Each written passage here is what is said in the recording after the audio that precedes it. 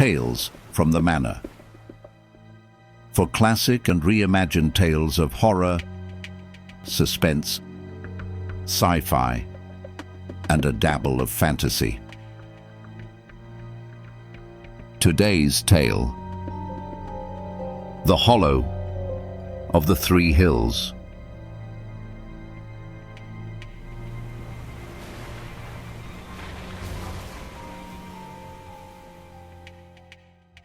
The Hollow of the Three Hills. In those strange old times when fantastic dreams and madmen's reveries were realized among the actual circumstances of life, two persons met together at an appointed hour and place. One was a lady graceful in form and fair of feature, though pale and troubled and smitten with an untimely blight in what should have been the fullest bloom of her years.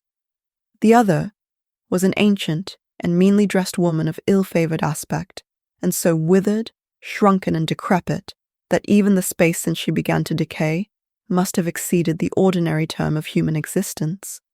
In the spot where they encountered, no mortal could observe them.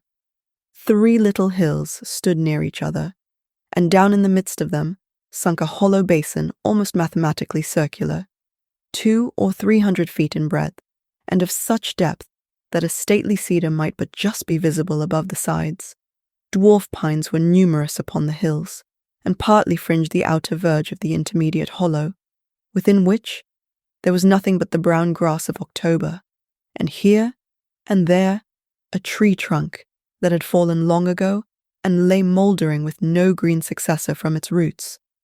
One of these masses of decaying wood, formerly a majestic oak, rested close beside a pool of green and sluggish water at the bottom of the basin. Such scenes as this, so grey tradition tells, were once the resort of a power of evil and his plighted subjects, and here, at midnight or on the dim verge of evening, they were said to stand round the mantling pool, disturbing its putrid waters in the performance of an impious baptismal rite. The chill beauty of an autumnal sunset was now gilding the three hilltops, whence a paler tint stole down their sides into the hollow. "Here is our pleasant meeting come to pass," said the aged crone, "according as thou hast desired. Say quickly what thou wouldst have of me, for there is but a short hour that we may tarry here."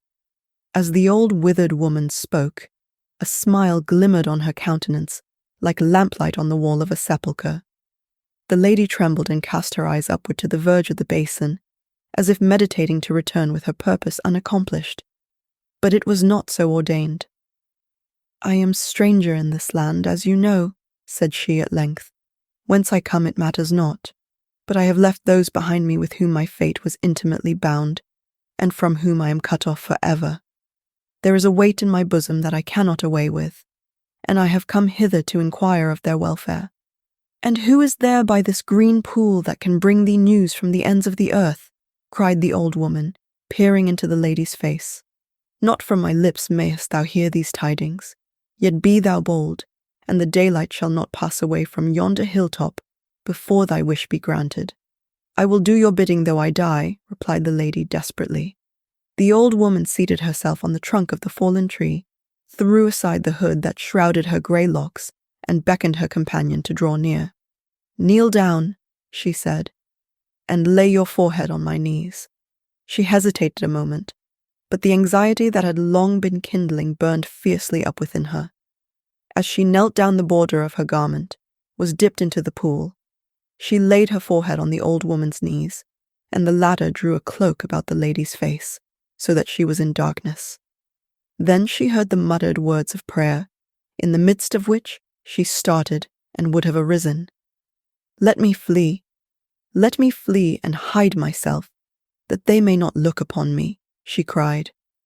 But with returning recollection, she hushed herself and was still as death, for it seemed as if other voices, familiar in infancy and unforgotten through many wanderings and in all the vicissitudes of her heart and fortune, were mingling with the accents of the prayer.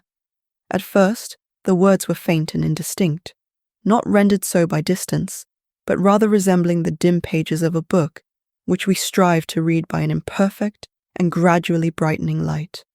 In such a manner, as the prayer proceeded, did those voices strengthen upon the ear, till at length the petition ended, and the conversation of an aged man and of a woman broken and decayed like himself became distinctly audible to the lady as she knelt.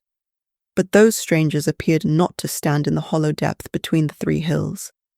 Their voices were encompassed and re-echoed by the walls of a chamber the windows of which were rattling in the breeze.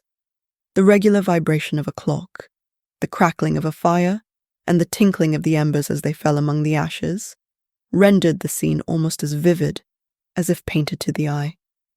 By a melancholy hearth sat these two old people, the man calmly despondent, the woman querulous and tearful, and their words were all of sorrow. They spoke of a daughter, a wanderer they knew not where, bearing dishonour along with her and leaving shame and affliction to bring their grey heads to the grave. They alluded also to other and more recent woe, but in the midst of their talk, their voices seemed to melt into the sound of the wind sweeping mournfully among the autumn leaves. And when the lady lifted her eyes, there was she, kneeling in the hollow between three hills. "A weary and lonesome time yonder old couple have of it," remarked the old woman, smiling in the lady's face. "And did you also hear them?" exclaimed she, a sense of intolerable humiliation triumphing over her agony and fear. "Yea, and we have yet more to hear," replied the old woman, "wherefore cover thy face quickly." Again, the withered hag poured forth the monotonous words of a prayer that was not meant to be acceptable in heaven, and soon, in the pauses of her breath, strange murmurings began to thicken, gradually increasing so as to drown and overpower the charm by which they grew. Shrieks pierced through the obscurity of sound and were succeeded by the singing of sweet female voices, which in their turn gave way to a wild roar of laughter broken suddenly by groanings and sobs, forming altogether a ghastly confusion of terror and mourning and mirth. Chains were rattling, fierce and stern voices uttered threats, and the scourge resounded at their command. All these noises deepened and became substantial to the listener's ear, till she could distinguish every soft and dreamy accent of the love songs that died causelessly into funeral hymns. She shuddered at the unprovoked wrath, which blazed up like the spontaneous kindling of flume, and she grew faint at the fearful merriment raging miserably around her. In the midst of this wild scene, where unbound passions jostled each other in a drunken career, there was one solemn voice of a man, and a manly and melodious voice it might once have been. He went to and fro continually, and his feet sounded upon the floor. In each member of that frenzied company, whose own burning thoughts had become their exclusive world, he sought an auditor for the story of his individual wrong, and interpreted their laughter and tears as his reward of scorn or pity. He spoke of woman's perfidy, of a wife who had broken her holiest vows, of a home and heart made desolate. Even as he went on, the shout, the laugh, the shriek, the sob, rose up in unison, till they changed into the hollow, fitful, and uneven sound of the wind as it fought among the pine trees on those three lonely hills. The lady looked up, and there was the withered woman smiling in her face.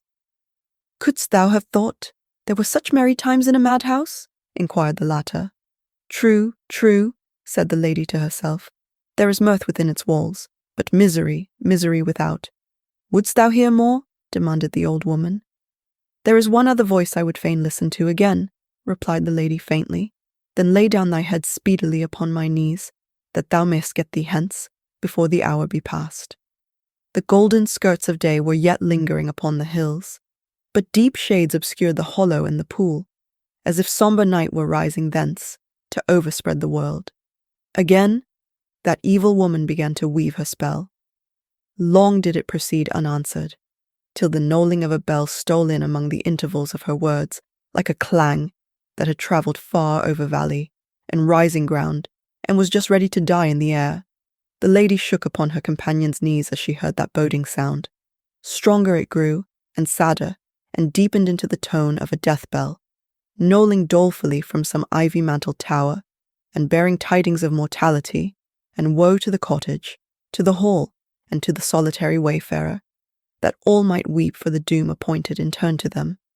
Then came a measured tread, passing slowly, slowly on, as of mourners with a coffin, their garments trailing on the ground, so that the ear could measure the length of their melancholy array. Before them went the priest, reading the burial service, while the leaves of his book were rustling in the breeze. And though no voice but his was heard to speak aloud, still there were revilings and anathemas, whispered but distinct, from women and from men, breathed against the daughter who had wrung the aged hearts of her parents, the wife who had betrayed the trusting fondness of her husband, the mother who had sinned against natural affection and left her child to die. The sweeping sound of the funeral train faded away like a thin vapor, and the wind, that just before had seemed to shake the coffin pole, moaned sadly round the verge of the hollow between three hills. But when the old woman stirred the kneeling lady, she lifted not her head. "Here has been a sweet hour's sport," said the withered crone, chuckling to herself. If you like this video, please subscribe and share with another classic audiobook lover.